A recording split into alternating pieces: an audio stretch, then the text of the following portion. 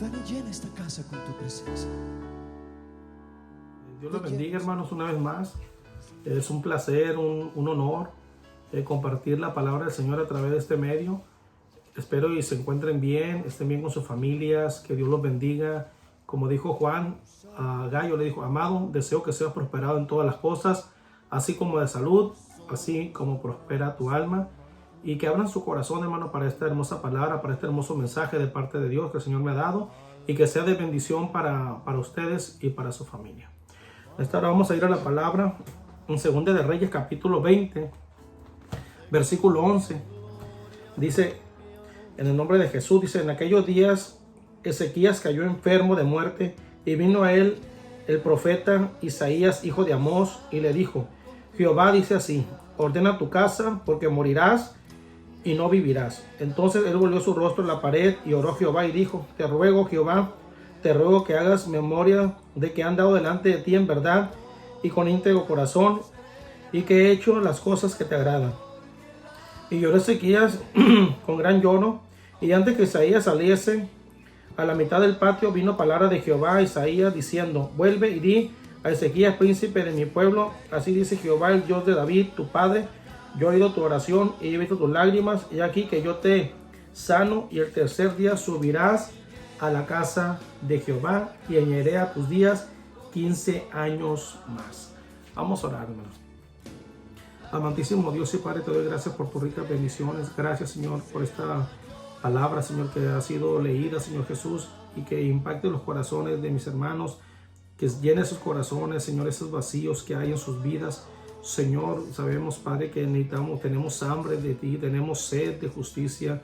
Tu palabra dice que todos los que tienen hambre y sed de justicia, porque ellos serán saciados. Y el David dice: como el siervo brama por las corrientes de las aguas, así clama por ti, oh Dios, el alma mía. Cuando vendré y me presentaré delante de mi Dios. Gracias, Dios. Al tema le puse, hermano, ordena tu vida. El tema de hoy se llama ordena tu vida. La iglesia siempre debe estar lista para el encuentro con nuestro Señor Jesucristo. Siempre nosotros tenemos que estar listos, preparados para cuando el Señor nos llame ante su presencia. El apóstol Pablo decía: ya estaba listo, hermano. Pablo estaba ya con el equipaje ya listo para presentarse delante de Dios. Él decía que para mí el vivir es Cristo, y si me muero es ganancia. Yo no veo a un Pablo que lloró, hermano, cuando Dios lo llamó ante su presencia. Al contrario, hermano, para él era una bendición. Si él no se iba, él no quería partir de este mundo, no por el temor de la muerte, no por el temor de ya no estar aquí, de morir, sino al contrario, él no quería morir por la iglesia, hermano. ¿Qué iba a pasar con la iglesia? Él era su corazón, era el que alimentaba, a la iglesia, alimentaba a las iglesias que él había establecido. Pero también dejó a unos hombres llenos del Espíritu Santo. Dejó a Tito, dejó a Timoteo, dejó a Silas, dejó a Bernabé, y dejó a tantos, hermanos. ¿Para qué? Para que siguieran ese legado que Dios le había dado de predicar el evangelio. Aquí vemos de que Ezequías lleva a morir. Ezequías se enfermó de muerte, y vino palabra de Jehová a través de un hombre que Dios levantó en esos tiempos, que se llamaba Isaías, hijo de Amós. Qué tremendo es ver cómo Ezequías, hermano, al ver, yo creo, cuando va al palacio Isaías a llevarle una palabra de Dios a este hombre Ezequías, y que le dice: Ezequías, ordena tu casa, porque te vas a morir.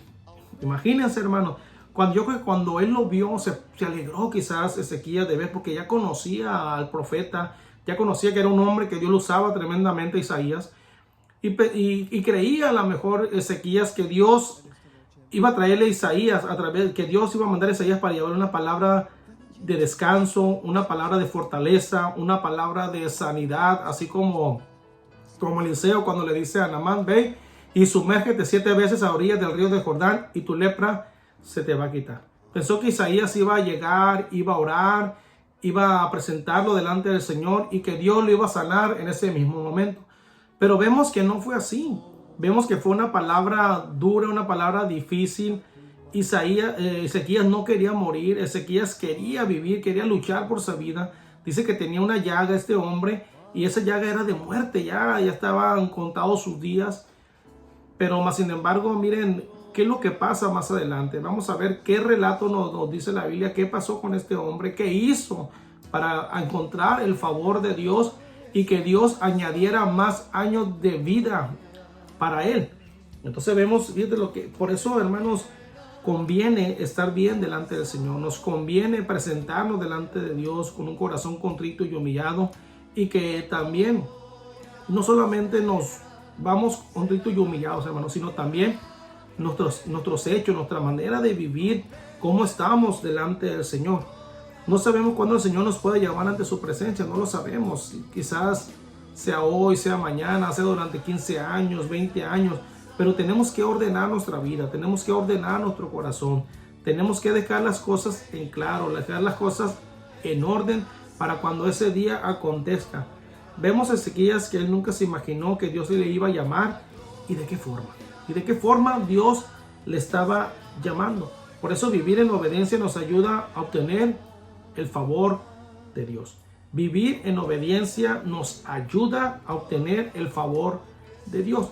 Este hombre vivía en obediencia y le dice cuando llega esta palabra, y no se lo dice al profeta. Vemos a quién le declara esa oración, con quién se humilla este hombre, con el Rey de Reyes y con el Señor de Señores, con aquel que había mandado al profeta Isaías, con el jefe, con el Señor, con el Rey de Reyes y con el Señor de Señores.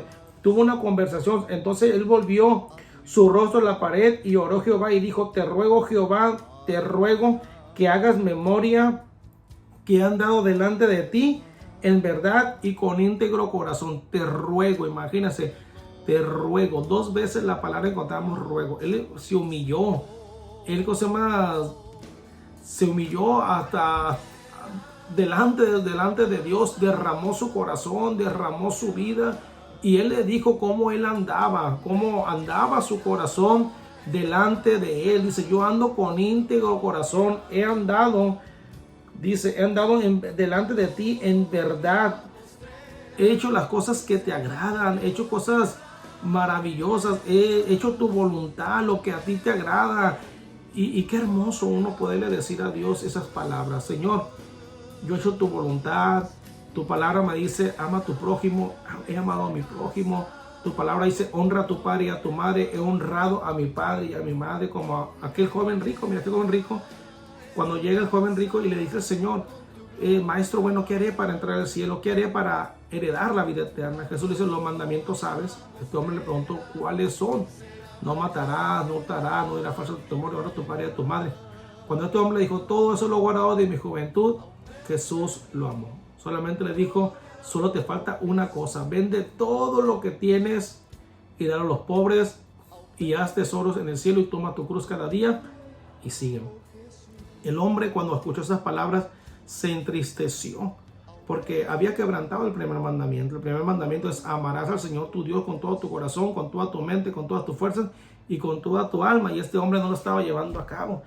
Solamente tenía ciertos conocimientos de la palabra del Señor, pero el primer mandamiento, hermano, lo estaba quebrantando. Si él hubiera dejado, si hubiera aceptado lo que Jesucristo le dijo, si él hubiera agarrado sus tesoros y lo hubiera puesto en segundo lugar y el primer lugar a Dios, él estuviera gozándose ahorita en la presencia del Señor. Pero dice que dio la media vuelta y se fue tristemente. Aquí vemos que este hombre lloró con gran lloro, y lloró Ezequías con gran lloro. Se derramó, hermano. Quería vivir, pero puso su rostro sobre la pared. Y antes de que el profeta saliera, antes de que el profeta se fuera de ese lugar, antes de que el profeta se fuera a su casa, dice que empezó a quebrantarse, empezó a hacer una oración por él mismo, hermano. Empezó a orar por misericordia, pidiendo la misericordia de Dios del cielo, del Dios de la gloria. ¿Y qué creen que pasó? Dice que Dios escuchó esa oración. Dice que un corazón contrito y humillado, Dios no lo desprecia. Y dice que, y lloró Ezequías con gran lloro. Y antes que Isaías saliese hasta la mitad del patio, vino palabra de Jehová, quien a Isaías, diciendo: vuelve y di a Ezequías, príncipe de mi pueblo. Pero ¿qué cosas hizo Ezequías? ¿Qué cosas hizo Ezequías para Dios? qué es lo que él hizo. Porque no solamente, hermanos, se trataban de ganar victoria, de tener renombre, no, sino había cosas que Ezequías hizo que sus reyes antepasados no habían hecho. Ezequías hizo cosas diferentes a otros reyes. Dice que se llama Acán, dice que este hombre, se llama Acab, junto con su esposa Jezabel, ellos levantaron ídolos aquí a Baal, a Acera, y tenían sus sacerdotes, y ellos habían hecho cosas abominables en los tiempos de Elías. ¿Qué hicieron ellos? Dice que hasta aún a sus hijos pasaron por el fuego, aún se los ofrecieron a esos ídolos abominables delante del Señor, y llevaron un tiempo de apostasía al pueblo de Israel, al grado de que Dios tuvo que mandar a Elías a que llevara un juicio sobre la tierra de Israel. ¿Y cuál era el juicio? Que 3 años sin llover sobre la tierra, 3 años y 6 meses. Era difícil lo que Dios le estaba haciendo al pueblo de Israel. ¿Por qué? Porque el pueblo de Israel le había dado la espalda a Dios. Entonces vemos qué es lo que hizo este hombre. Dice que lo que hizo Ezequías, dice, él quitó los lugares altos y quebró las imágenes y cortó los símbolos de acera e hizo pedazos la serpiente de bronce que había hecho Moisés, porque hasta entonces le quemaban incienso los hijos de Israel, y la llamó Nehushtan. Fíjense, los lugares altos, las imágenes de acera, las imágenes de Baal, todo lo quebrantó, todo lo destruyó, todo lo hizo pedazos, los lugares altos, y levantó el culto nacional a Dios, levantó el culto nacional al Rey del cielo, al que vive y reina por todos los siglos de los siglos. Y también vemos que había una serpiente de bronce que Moisés había levantado del desierto, porque el pueblo de Israel se empezó a levantar y a hablar mal de Jehová y a hablar mal del hombre de Dios, de Moisés. Y empezó, Dios levantó unas serpientes ahí en el desierto ardientes, y dice que mordían esto. Cuando estos hombres estaban criticando a Moisés, se van a llegar a la serpiente y ¡pam!, le mordían el calcañar. Imagínense, y mucho pueblo empezó a morir, empezaron a morir por su desobediencia. Y dice que empezaron llegaron ante Moisés y dijeron: Moisés, hemos pecado contra ti, hemos blasfemado, hemos hablado, hemos dicho tantas cosas de ti, de Dios y de ti. Ruega a Dios para que las quite de nosotros las serpientes. Y dice que Dios le dijo: ¿sabes qué? Levanta una serpiente de bronce en un asta, y el que la viera, esa serpiente, dice, vivirá y no morirá. Pero Dios en ningún momento le quitó las serpientes al pueblo de Israel. ¿Por qué? Porque sabía que iban a seguir vociferando, sabía que iban a seguir blasfemando, sabía que iban a seguir criticando, sabía que iban a seguir haciendo lo malo ante los ojos de Jehová. Y por eso Jehová se las dejó ahí, para recordarles todavía que no tenían que hablar mal ni de Dios ni del hombre que Dios había puesto en ese lugar. Entonces vemos que ¿qué pasó con Judá? Dice que esa serpiente de bronce ellos la empezaron a adorar, le empezaron a quemar incienso, le empezaron a idolatrar, la hicieron un ídolo. ¿Por qué? Porque ellos vivían en la tierra de Canaán. ¿Y qué vemos? Dice que la serpiente de bronce, dice Ezequías hizo pedazos Nehushtan, es decir, la serpiente de bronce que Moisés había hecho en el desierto, porque Judá había llegado a adorarla como un ídolo, quizá bajo la influencia de la región cananea, que consideraba a las serpientes como símbolos de fertilidad. Imagínense, dejaron a Dios por adorar una serpiente de bronce, por adorar un metal que resuena, un címbalo que retiñe. Imagínense, dejaron lo mejor, hermano, la adoración a Dios, el cual les había provisto, el cual les había dado esa tierra que se le había jurado a sus padres, Abraham e Isaac, que Dios se las iba a entregar, que Dios los iba a llegar a una tierra que fluía leche y miel. Ellos no llegaron por la serpiente ahí, no llegaron porque agarraron los becerros de oro y no empezaron, al contrario, fue juicio para ellos, les empezó a ir mal. Dios le mandaba juicios tremendos al pueblo de Israel, aún los enemigos se levantaban contra ellos. Los mismos que adoraban a los mismos ídolos que ellos estaban adorando y le dieron la espalda a Dios, ellos mismos se levantaron contra el pueblo de Israel. ¿Y qué pasó? Lo hacían tributario después. Dice que le quitaban, cuando ya veían que el pueblo de Israel tenía vaca, tenía oveja, tenía ganado, llegaban los ismaelitas con numerosos, con camellos. Dice que como la arena del mar llegaban y devastaban la tierra, al grado que Israel empobrecía a causa de ellos. Y ellos clamaban a Dios y Dios levantaba siempre a un libertador.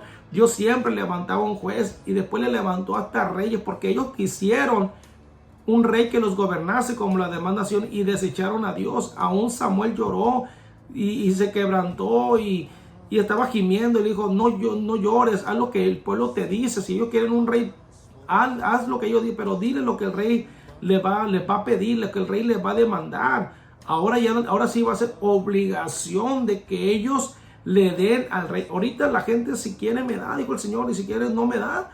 Pero más sin embargo este rey le va a pedir tributo. Se va a llevar a sus hijas de perfumadora, a sus hijos que corren detrás de los carros, lo va a mandar a su ejército. Y cuando hay guerra se los va a llevar a la fuerza. Nada de que si quiero o no quiero ir, lo va a enlistar y se los va a llevar. Y van a tener que pelear por él y él se va a engrandecer por ellos. Eso es lo que quieren. Y el pueblo dijo, queremos rey. Y ahí está su rey. Entonces vemos que aquí Ezequías tenía los conceptos y anduvo conforme a la voluntad de Dios y conforme a la voluntad de su padre David. Como David había hecho las cosas delante del Señor y él seguía ese mismo camino. Vio que David era un hombre conforme al corazón de Dios y fue el mejor rey de Israel. David nunca llevó al pueblo a la apostasía. David nunca llevó al pueblo a que se levantara contra Dios. Al contrario, David, su corazón estaba en el Señor. Decía, Jehová es mi pastor y nada me faltará. Y vemos que toda humillación tiene una respuesta de parte de Dios. Ezequías le oró a Dios. Ezequías se humilló a Dios. Ezequías se quebrantó delante de Dios. Ezequías conocía quién era Dios. Él sabía que si se humillaba, él iba a escuchar, iba a sanar su tierra, iba a sanar su cuerpo. Dios le iba a dar vida y vida en abundancia. Él sabía, él conocía el corazón de Dios, que Dios es amor, y el que vive en amor vive en Dios y Dios en él. Entonces él le dijo las cosas que él había hecho, cómo andaba, qué es lo que había hecho. Señor, yo quebré esa idolatría, quebré los lugares altos, ahora rendimos adoración. El único que se adora ahora en Judá, el único que adoramos nosotros es a ti. Tú eres el Rey de Reyes, tú eres el Señor, a ti sea la gloria por todos los siglos de los siglos. Y Dios escuchó esa oración porque Dios conocía el corazón de Ezequías. Dios sabía que Ezequías lo que le estaba diciendo era en verdad, que él andaba con íntegro corazón. Quizás nosotros ahorita le podemos decir a Dios, Señor, yo ando delante de ti con íntegro corazón, yo he hecho tu voluntad, yo he andado en tus caminos, voy a la iglesia, hago esto, hago aquello. Pero en realidad, hermano, Dios conoce tu corazón. Dios conoce tu vida. Hay un proverbio que dice, justo parece el que aboga por su causa, pero llega su adversario y le descubre. ¿Qué significa esto? De que yo puedo hablar maravillas de mí. Yo puedo hablar lo mejor de mí, que soy el más buena onda de todos, que yo ayudo a mi prójimo, que yo le doy, que yo me despojo. Pero en realidad no es así. En realidad soy diferente. Hay un hombre que dijo, es tanto el ruido que haces que no me dejas escuchar lo que dices. ¿Qué significa? De que puras mentiras hablas. Porque la gente te conoce. La gente conoce cómo andas, cómo caminas, cómo te conduces en la casa del Señor, cómo vives. Entonces, nosotros tenemos que humillarnos delante del Señor. Dice que el que se humilla será enaltecido y el que se enaltece será humillado. Entonces, cuando tú te presentas delante de Dios, Dios conoce tu corazón porque el Espíritu Santo escudriña aún lo profundo de Dios. A Dios no lo podemos engañar. A Dios no le podemos mentir. Nos podemos engañar a nosotros mismos. Entonces, la palabra de Dios nos revela, nos enseña, nos quebranta, nos redarguye. Si Dios te dice, ama a tu prójimo, ¿quién es tu prójimo? ¿Quién es tu prójimo? Muchas veces podemos decir que mi prójimo es el que está a un lado de mí. Mi prójimo es mi vecino. Mi prójimo también es mi hermano, aún en la carne. Pero el Señor nos puso quién es el prójimo. El prójimo es aquel que tiene necesidad.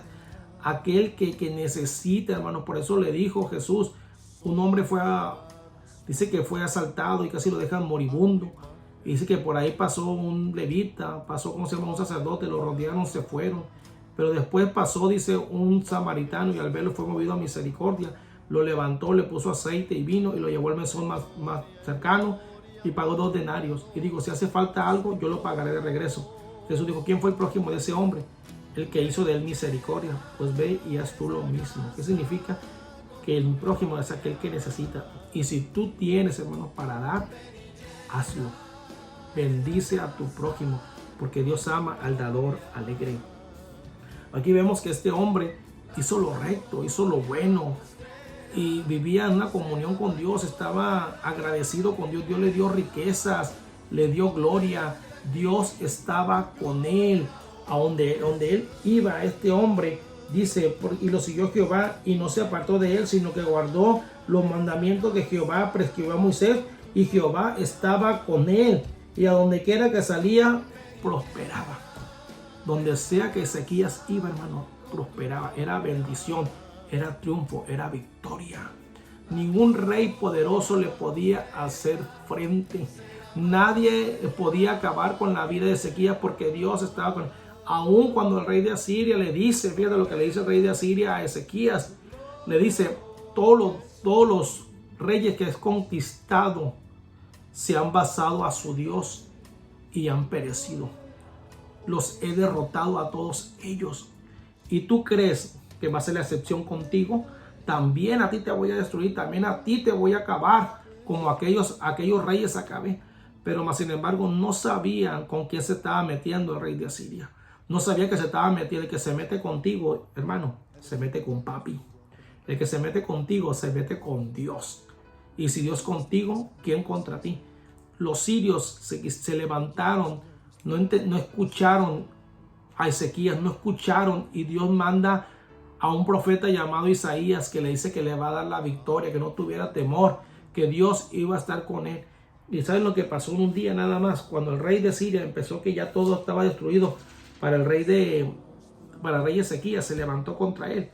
Dice que aconteció que aquella misma noche salió el ángel de Jehová y mató en el campamento de los sirios a 185,000. ¿Quién los mató?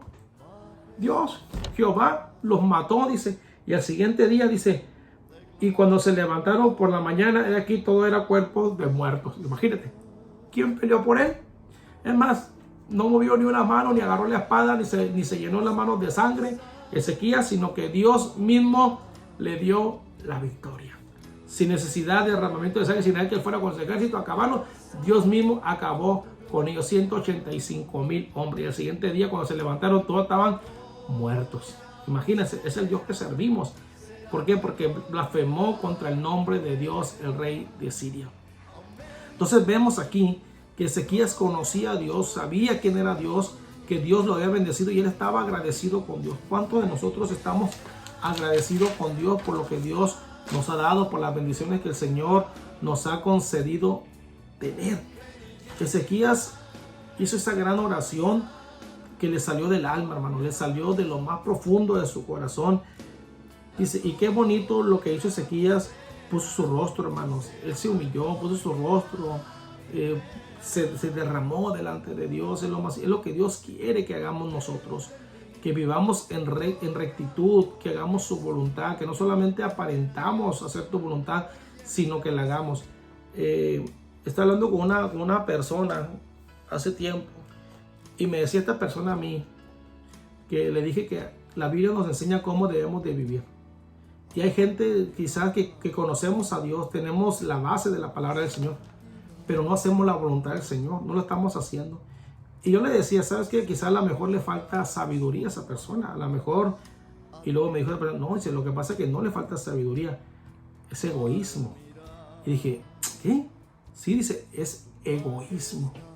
Y es cierto, hermano, a veces no tenemos la palabra del Señor y Dios nos da la sabiduría para entenderla, pero no la estamos llevando a cabo. Nos duele en nuestro corazón despojarnos. Hay que cambiar ya. El hombre natural está viciado, hermano, ya de hacer lo malo, del egoísmo, solamente todo para acá y nada para allá. Hay que despojarnos. Desnudo saliste del vientre de tu madre y desnudo volverás. Jehová dio, Jehová quitó, dijo este hombre, sea el nombre de Jehová bendito. Y hay que hacer tesoros arriba en el cielo, donde ladrones no minan, ni hurtan, ni el orín corrompe. Hay que hacer tesoros porque vamos para el cielo. Nuestra soberanía no está en la tierra, es celestial. Por más de que nosotros vivamos y Dios nos añada años de vida, Ezequías quiso. Aquí estamos hablando de que él tenía 25 años cuando empezó a reinar. y reinó 29 años. En Jerusalén da una cantidad de 54 años. No sé si esos 54 años más 15 que le añadió el Señor, pone que 69 años de haber muerto, o murió de 54, no sé. Pero más sin embargo, aunque el hombre viva 1000 años, algún día va a descender, algún día va a partir delante de la presencia del Señor. ¿Y qué hicimos para Dios? ¿Qué hicimos para el reino? ¿Qué hicimos? Hicimos su voluntad, hicimos lo que Dios le agrada, hicimos lo que el Señor nos estableció en su escritura. Y vemos aquí a este hombre que le pidió a Dios vivir más tiempo, le pidió añadidura de días. Dios dijo, prepara tu casa, te vas a morir. Yo te puedo decir ahorita, prepara tu vida. Nosotros tenemos que estar preparados siempre, hermanos. Los 365 días del año tenemos que estar preparados para ese encuentro triunfal con nuestro Señor Jesucristo. Aquí vemos de que Dios escuchó la oración de este hombre y le dijo, ve y dile a mi siervo, que al príncipe de mi pueblo, que le voy a añadir 15 años más. Y no solamente eso, le voy a dar el privilegio todavía, un privilegio, hermano. Le dijo, dice, he aquí que yo te sano, dile, y el tercer día subirás a la casa de Jehová.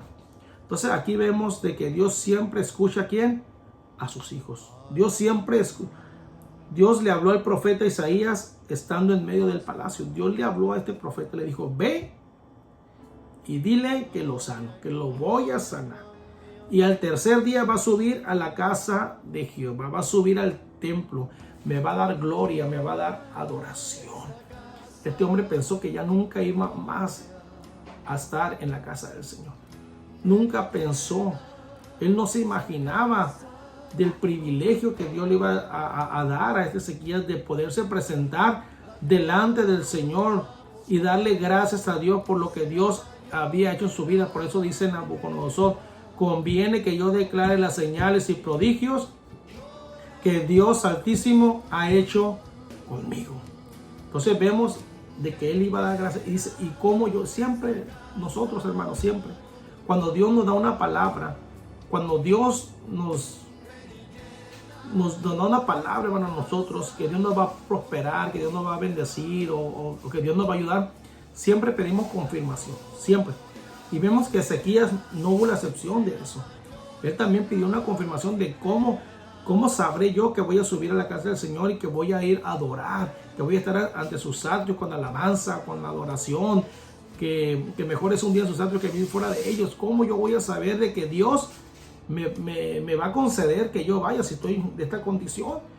Entonces Ezequías había dicho a Isaías, ¿qué señal tendré de que Jehová me sanará? Pero antes de eso dice que tomó una masa de higos y tomándola la puso sobre la llaga y sanó. Dios le dijo, ¿sabes? Que agarra una masa de higos y pónsela en la herida a Ezequías, y se la pusieron en la herida. No sanó por la masa de higos. Él no sanó porque la masa era milagrosa o tenía poder o tenía unción la masa. No, sino porque Dios había dado su palabra. Dios ya había dado su palabra que él sanaría y que no iba a morir. El mismo que le mandó el juicio, el mismo que le dijo que preparara su casa, el mismo que le dijo que iba a morir, el mismo le dice al profeta Isaías, dile que lo voy a sanar y dile que le voy a añadir 15 años más.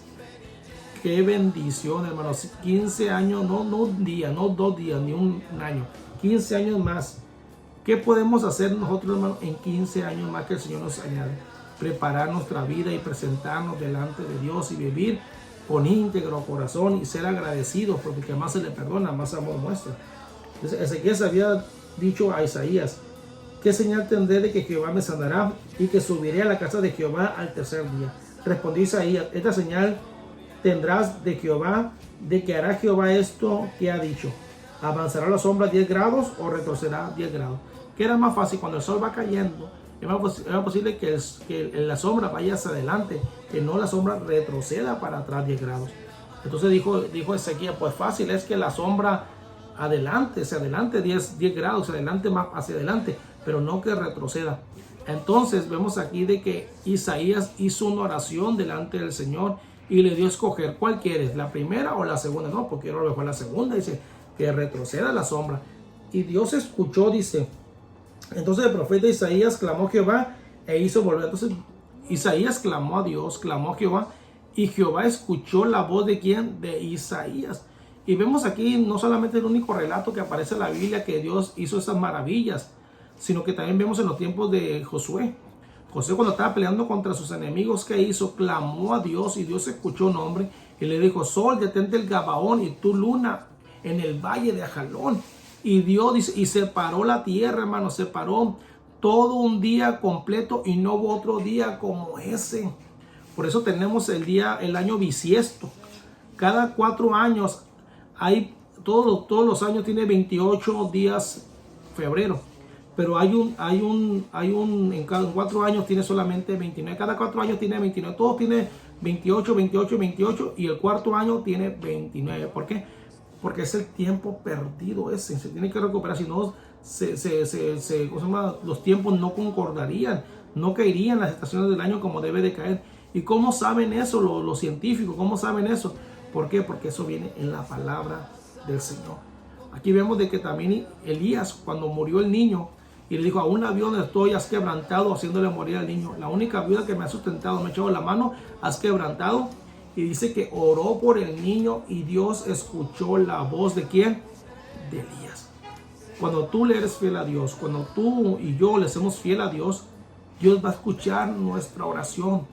Porque Dios, un corazón contento y humillado, Él no lo desprecia. Dios, una oración, hermano, que viene del corazón, una oración que viene, hermano, con lágrimas, que viene con quebranto, una oración sincera, una oración, hermano, de poder. Dios no la rechaza, Dios no la ignora, al contrario, dice que está su oído atento a la voz de los justos. ¿Para qué? Para librarlos, para ayudarlos, para bendecirlos. El ojo de Jehová también está puesto, somos la niña de sus ojos. Dios no quiere que la iglesia sufra, Dios no quiere que la iglesia pase por situaciones adversas, difíciles. Por eso el Señor está con nosotros. Lo que pides creyendo lo vas a recibir. Dice: a buscar primeramente el reino de Dios y su justicia, y todo vendrá por añadidura, todo será añadido, todo va a venir, porque vas poniendo a Dios en primer lugar. Aquí vemos, hermanos, que Dios concede las peticiones del corazón. Y si tú le pides a Dios misericordia, tú estás enfermo en estos momentos, estás pasando por situaciones difíciles, como Ezequías iba a morir, ya no había alternativa, Dios ya lo había declarado, Dios ya lo había dicho, Dios lo había establecido, pero más sin embargo vemos que en la humillación trae una respuesta de parte de Dios. Si tú ahorita estás en tu casa, te sientes enfermo, no tienes ahorita quizás comida, quizás tienes un pariente enfermo, un hijo enfermo, o tú mismo estás enfermo, ahorita convaleciente, en esta hora humíllate delante de Dios, pide a Dios misericordia, al Dios del cielo. Fíjate cuando Daniel estaba en Babilonia y que el rey Nabucodonosor tuvo un sueño y que nadie se lo podía declarar, y mandó un edicto que mataran a todos los magos, astrólogos, adivinos, a todos los que vivían ahí. ¿Por qué? Porque no pudieron relatar el sueño. Y dice que Arió fue y se lo hizo saber a Daniel, y Daniel le dijo a Arió que le dijera al rey que no matara a los magos, ni adivinos, ni nadie, sino que él tenía un Dios en el cielo, el cual le revela todas las cosas, y que le diera tiempo. Y dice que le dieron tiempo, y la revelación vino a Daniel de noche.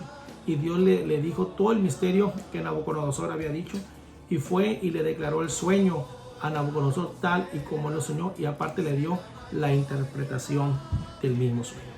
Es al Dios que servimos, es al Dios de la gloria, al Dios maravilloso, al que vive, al Dios, al gran yo soy, al que se le presentó a Moisés en aquella zarza ardiendo. Es el mismo Dios que se presenta hoy en día, porque Jesucristo es el mismo de ayer, de hoy y por todos los siglos. Si estás enfermo ahorita, vamos a hacer una oración y vamos a ponernos delante del Señor para que Dios nos sane. Es el que sana todas tus iniquidades, el que rescata del hoyo tu vida y el que te corona de favores y misericordias. Créele a Dios, y si tienes otra petición delante del Señor, pónsela delante del Señor. Dice: clama a mí, yo te responderé y te enseñaré grandes cosas y difíciles que tú no conoces. Hermano, Dios te bendiga. Vamos a hacer una oración por eso y nos vamos a poner en la mano del Señor.